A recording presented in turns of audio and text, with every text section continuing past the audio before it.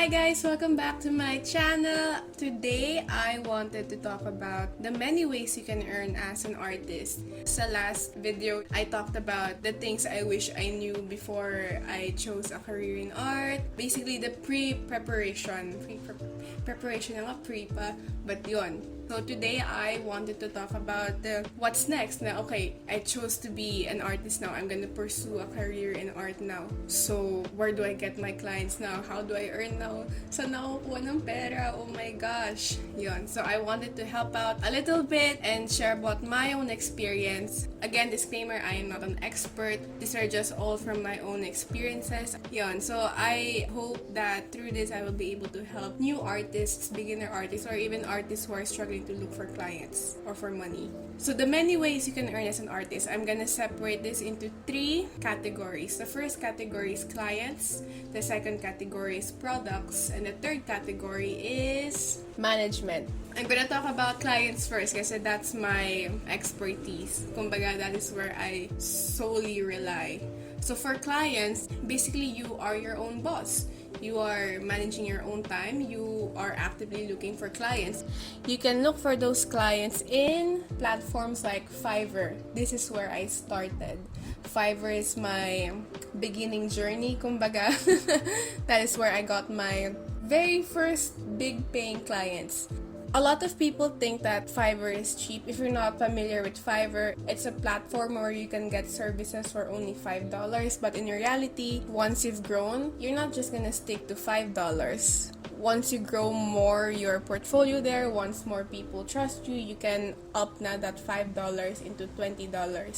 $50. That's what I did. But of course, I had to start with $5 muna. Kasi again, as a beginner artist, you kinda have to allow some cheapness muna. You have to build some sort of credibility, of course. I also believe that Fiverr has this thing now called Fiverr Pro. Now, once you are an active member and you get usual clients and you've hit this target amount of sales, then you can apply to be a Fiverr Pro now. So with Fiverr Pro, I believe that more clients will look in that pool of people, right? Again, this is where I started, this is where I got so many clients, and it's gonna take a lot of time before you get your first client, so keep on sending offers lang. I sent off like 10 offers every day kasi yun lang naman yung inaalaw ng Fiverr. And after like, I think a month or 2 of just sending in offers, somebody reached out to me, then tuloy-tuloy na. Yun. Right now, I'm not working for Fiverr because I'm already getting enough clients from my art page. Okay, another platform aside from Fiverr is Upwork. Although Upwork is more competitive in a good way because this is where the freelance professionals are now. There's some sort of more credibility in Upwork. But yeah, it's more competitive, but it definitely pays more. You're gonna have bigger projects, bigger clients.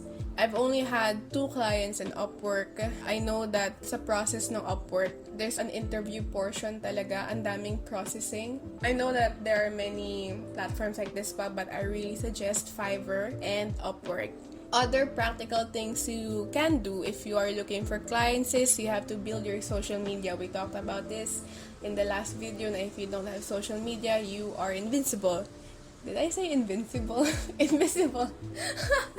Anyway, okay, but yun nga, build your social media presence, keep on sharing your work, and then post that commissions are open.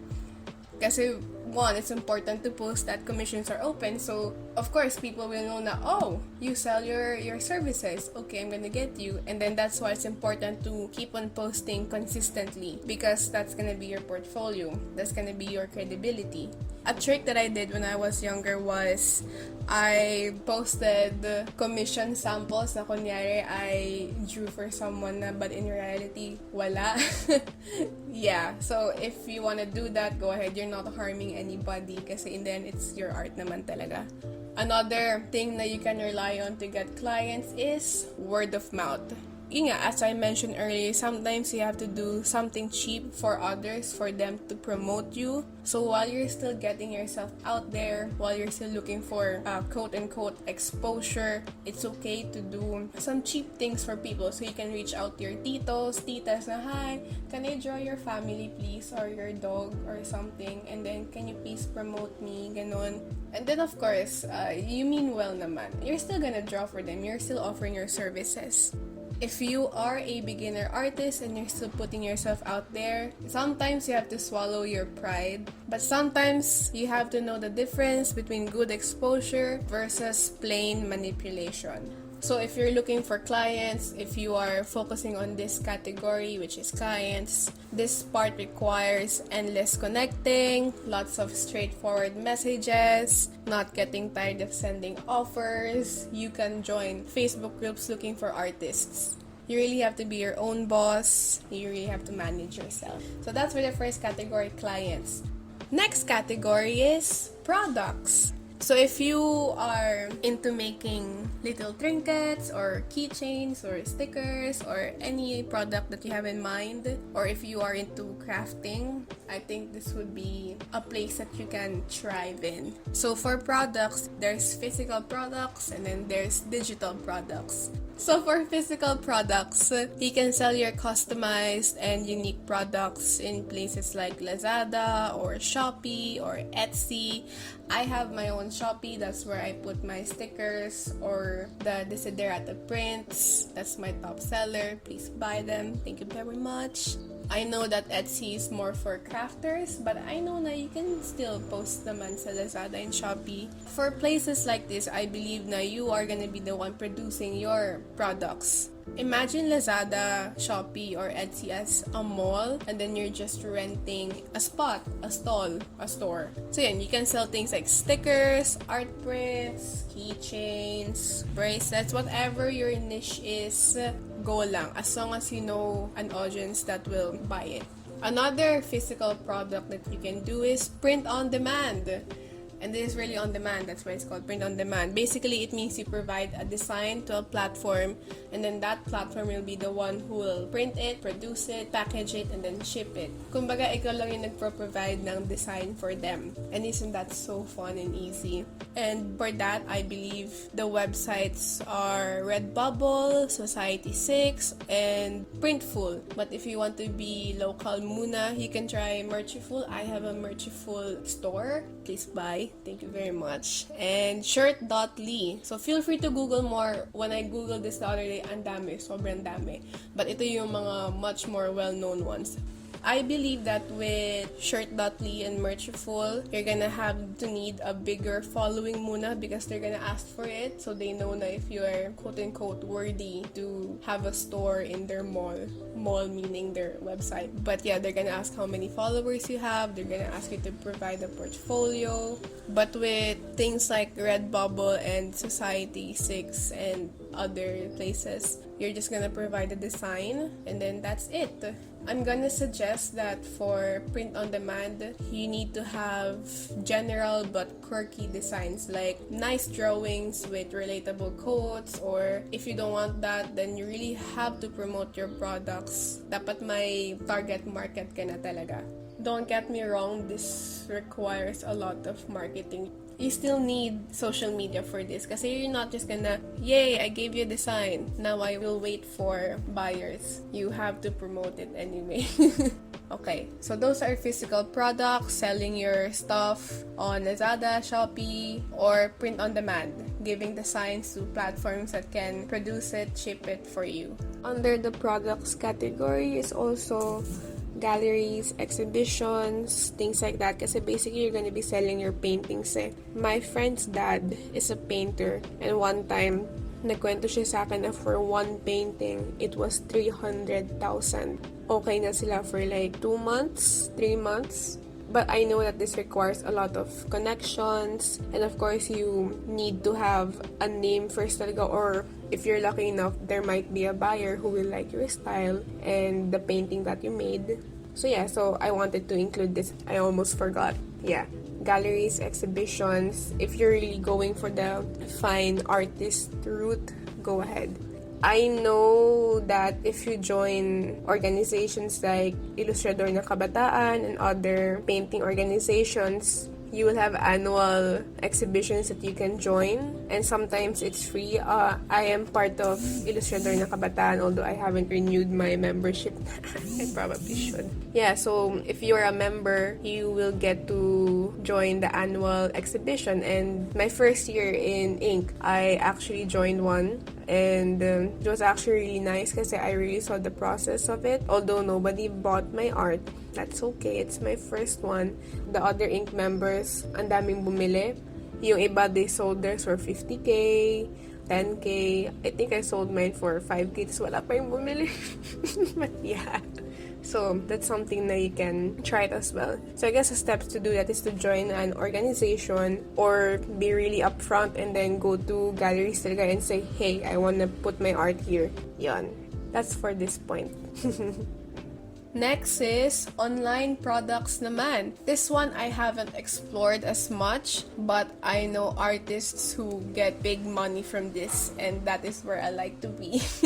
For online products, you can try out subscription platforms like Ko-Fi or Patreon. So for Ko-Fi or Patreon, these are places where people can support you and pay you money to see exclusive content from you. This could be art or videos that only they will see, or sila yung may first access to it, or having Zoom calls with them, kumaga mag-go online date ka with your fans. Just really being personal with them. They can have early access to your merch, or you can give them big discounts. These are great if you already have a loyal following. Not necessarily big, just loyal followers. So if you think you have that already, feel free to start one. I've been planning on starting one. I actually already have a Patreon and a Ko-Fi, but I don't promote it yet because I'm shy.